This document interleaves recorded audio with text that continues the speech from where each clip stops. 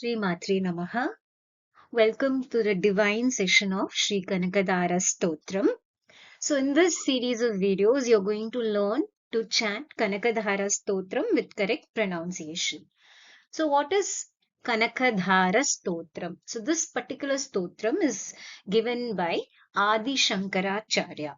So, what do you mean by Kanakadhara? Kanakadhara means stream of gold. So, it is called as stream of gold because as soon as Adi Shankaracharya recited this particular sloka, goddess Lakshmi appeared in front of him and unleashed the stream of gold. So, that is the reason this particular name was given. Now, this sloka not only gives prosperity, not only gives you wealth. So, what is actually a prosperity mean? Prosperity means not just related to the well-being. Prosperity also means mental prosperity. Your prosperity from one level to another level. So, that is called as prosperity. Also, here the stotram emphasis on the virtues of generosity.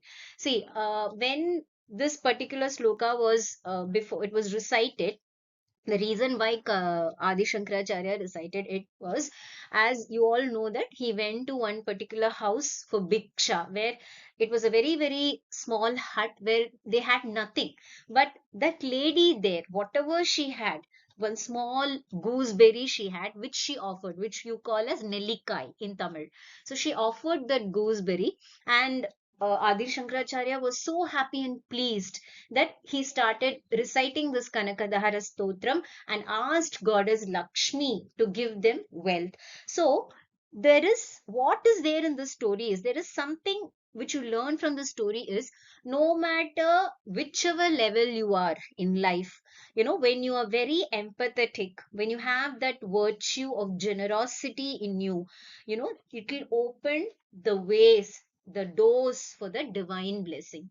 So once when you have that quality of giving, that generosity in life, automatically the divine's blessing will come and fall on you. So that is the meaning of this particular stotra.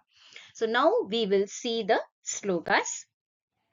So what I'm going to do is I'll first give you the padacheda. So after that I'll recite the sloka twice.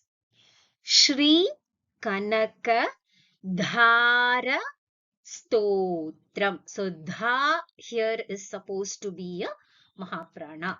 So, Mahapranas are nothing but you have to forcefully say that particular akshara. So, you won't say da, you will say dha. So, when you're forcefully exhaling, that is called as a Mahaprana. So, Shri Kanakadhara Stotram. Stotram. Angam Haref Pulaka Bhushana. So here also if you see that Bhu is a Mahaprana, and also you have to extend it a bit. That is Bhu, you should say. That is called as Dirghaswara. So whenever there is a Dirgham, you will extend it a little bit. Okay. Bhushana Mashrayanti. Bhringang neva. Bhringang neva. So if you see here, Bhringang, that bhr is also Mahaprana. Bhringang neva. Mukula Bharanam Tamalam. Angikrita. Angikrita Kila. Ha is a Mahaprana. Angingkritakhila Vibhuti. Again, Bhu is a Mahaprana. Rapang Leela Mangalya Dastu Mama Mangala Devatayaha. So, whenever there is a visargam coming at the end of a pada like this, after ya, after a, there is a visarga, you will take it as ha. So, we will say Mangala Devatayaha. So, now I will repeat this sloka twice. Once I will repeat it slowly. Second time I'll repeat it in a normal speed.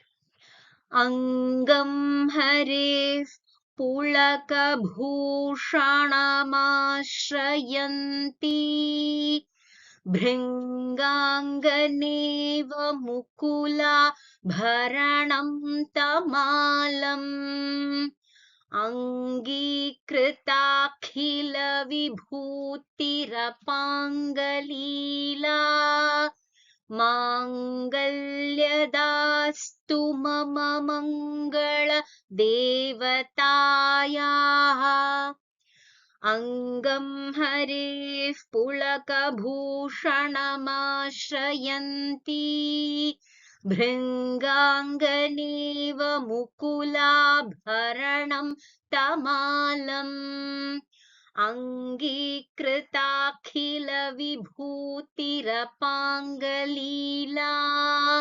Mangalyadastu mama mangala devatayaha. Now we move on to the Mugdha. Mugdha. Dha is a Mahaprana here. Mugdha. Muhur vidhati. Vadane. Murarehe. Prematrapa. Pranihitani. Gata. Gatani. Mala. Drushur. Madhu. Kariva, dhu is a mahaprana.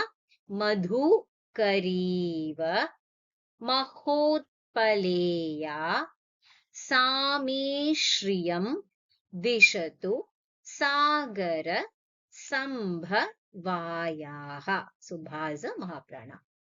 Mugdha muhur vidhati vadhane murare premat Pranihitani gatagatani Maladrishor madhukariva mahotpaleya Same shriyam dishatu sagara sambhavayaha Mugdha muhur vidhati vadane murarehe Prematra pranihitani gatagatani Maladrishor madhukariva mahotpaleya Same shriyam dishatu sagara sambhavayaha. Now we'll see sloka number 3. Amilitaksha madhigamya Mudha mukundam Ananda kanda Manimesha Mananga tantram Akekarasthita.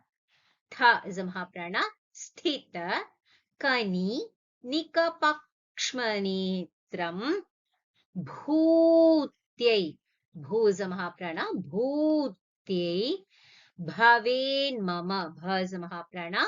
Bhujanga Shayananga Nayaha. Again, Bhu is a mahaprana.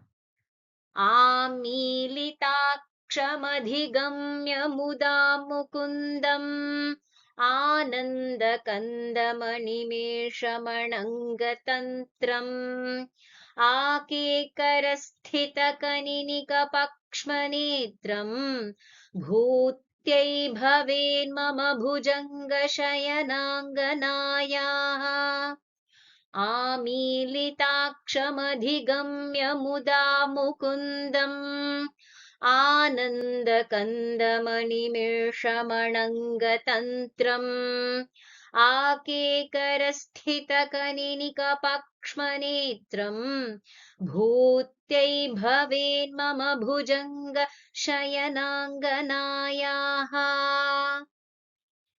Now we move on to sloka number 3. Bahvantare Madhu Jitash. So if you see here, Madhu, Dhu is a Mahaprana. So Madhu Jita, you have a Visarga followed by Shri. So it will take the sound as Ish. So when you're saying it, you will say Madhu Jitash.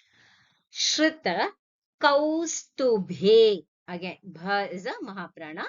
Kaustubhe ya Haravaliva Hari Neelamayi Vibhati Kamaprada Bhagavatopi Katakshamala Kalyana Mavahatu Me Kamalalayayaha बाह्वन्तरे मधुजितश्रितकौस्तुभेया हारावलीव हरिनीलमयी विभाति कामप्रदा भगवतोऽपि कटाक्षमाला कल्याणमावहतु may कमलालयायाः बाह्वन्तरे मधुजितः श्रुतकौस्तुभेया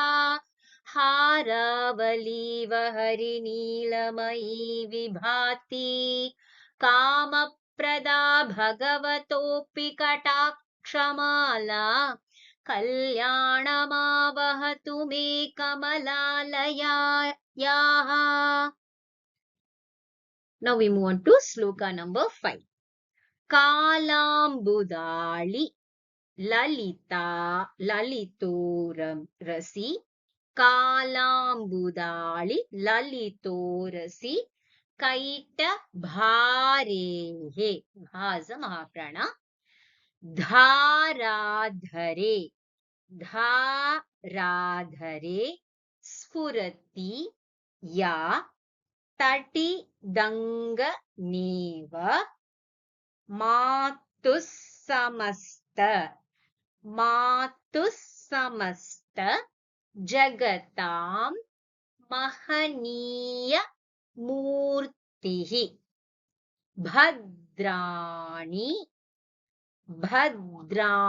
Me Dishatu Bhargava Nandanayaha कालाम्बुदाळि ललितोरसिकैटभारेः धाराधरे स्फुरति या तटितङ्गनेव मातुः समस्तजगतां महनीयमूर्तिः भद्राणि मे दिशतु भार्गवनन्दनायाः कालाम्बुदाळि ललितोरसिकैटभारेः धाराधरे स्फुरति या तटिदङ्गनेव मातुः समस्तजगतां महनीयमूर्तिः भद्राणि मे दिशतु भार्गवनन्दनायाः